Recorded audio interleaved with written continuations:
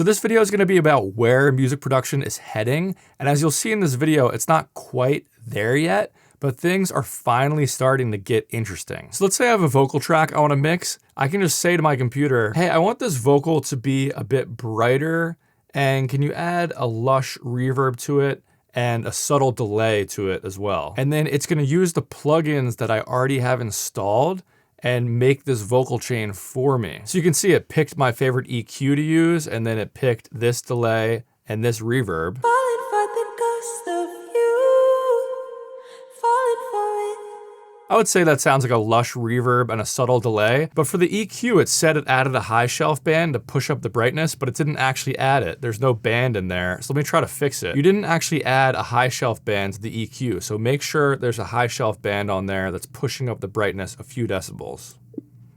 And as you can see, it responded to me and said it boosted the high end 5 decibels, but as you can see in the EQ, it didn't actually do it. So I think it's a communication error between FabFilter Pro Q4 and this plugin. So this is a new plugin called MuChain from Safari Audio, and this is less of a plugin review and more of a video about where I think music production is heading. But the idea of this plugin is interesting. It's taking a large language model so you can chat with it, and then it's using that to integrate with the settings of your plugins so it can control and decide on the settings in whatever plugins that you like to use in your workflow. But let's start from scratch, and I'm gonna try to give it a little more advanced mixing instructions and see how it does. I want these vocals to be more compressed. On the compressor, could you add some look ahead time so the compressor sees the words and syllables coming in advance? And you can make the attack really fast so it clamps down on those words right away. Make the release around 100 milliseconds and do a semi-soft knee as well. And I'm aiming for about 3 decibels of gain reduction. By the way, I'm using a separate dictation app to be able to talk right into it instead of having to type. All right, so it only took like 10 seconds and it came up with these compressor settings. So let's look at them. I'm falling for the ghost of you. So let's see what it did here. It added 100 milliseconds of release just like I asked, and a really short attack just like I asked too. But then the look ahead time, I wanted to add some look ahead. It didn't do that. I said semi-soft knee, and I actually got that right. That's a soft knee.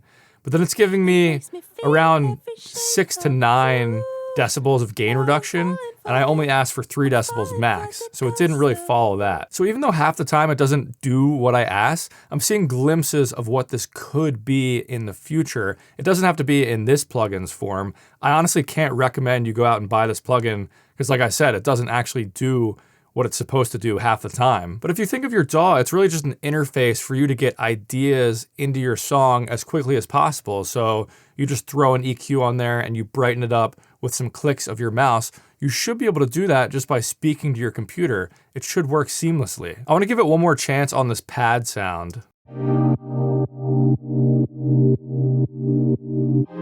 So it's kind of a muddy pad. I'm gonna ask it to clean up the mud. This pad sound is a bit muddy. Can you use some spectral EQ to clean up the low mids? So I added Pro Q4 again. Obviously it's not working well with Pro Q4, so let me try to fix it. Can you use Soothe 3 instead of Pro Q4 to add the spectral EQ? Let's see if it properly deletes Pro Q4 and then adds Soothe 3. Okay, so it did that part. It actually added Soothe 2 instead of Soothe 3. But let's see if it actually cleaned up the mud. So it's not cleaning up the mud at all. I mean, that's like a half a decibel of gain reduction. If I were actually cleaning up the mud, I would do something more like this. And I'd turn the depth up to really get in there and clean it up.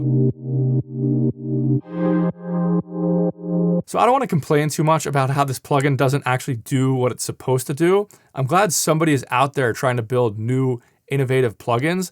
The idea is there, but the execution isn't there yet. I think it's great we're starting to get helpful AI tools that actually integrate into our workflows as music producers instead of replacing the whole workflow like Suno and Udio do. And I don't know who's gonna build it, but I really think there's this giant opportunity right now for someone to rebuild the whole DAW interface from the ground up using voice commands. Because I think that's really the only way this is gonna work seamlessly and as I'm imagining it in my head. You should really just be able to speak out loud to your DAW and say something like, hey, I want a bass line that goes like boom, boom, boom, boom, boom, boom, and just hum whatever melody or bass line you're thinking of, and then it creates the initial idea, then you can refine it from there. Honestly, the technology is here right now to do this. It's just not built yet.